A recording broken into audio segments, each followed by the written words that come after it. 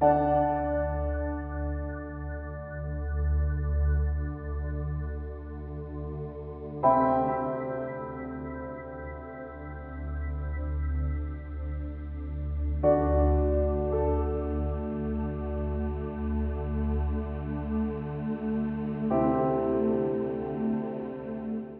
the Swanwood RX burn comes along with it's part of our post-harvest treatment for our timber sales that we administer across the Swan River State Forest.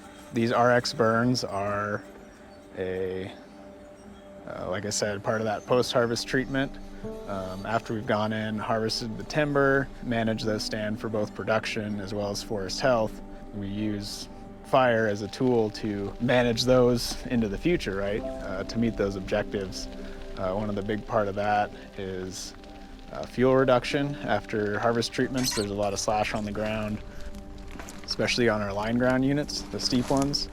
All these Swanwood burns that we're working on now were harvested using a line machine, pulling the logs up the hill, and that inevitably leaves a lot of slash on the ground. That slash left over time can be a hazardous amount. If it burns in the summer, you can see extreme fire behavior in there. So part of that management into the future is to reduce those slash hazards to reduce fire danger.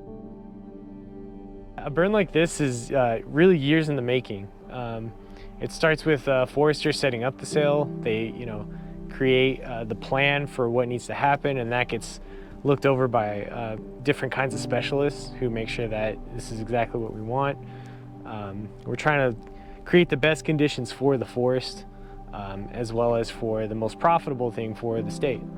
So it starts with foresters kind of setting up the sale. Loggers come in and they log it diligently according to that plan.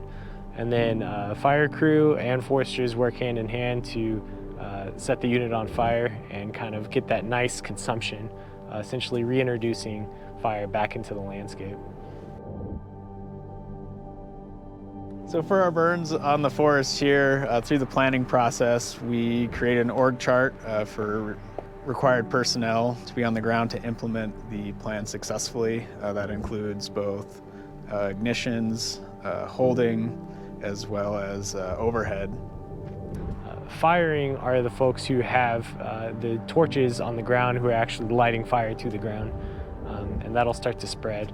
And then we have a holding crew who their primary job is to make sure that that stays contained within the area that we've pre-designated it to burn in.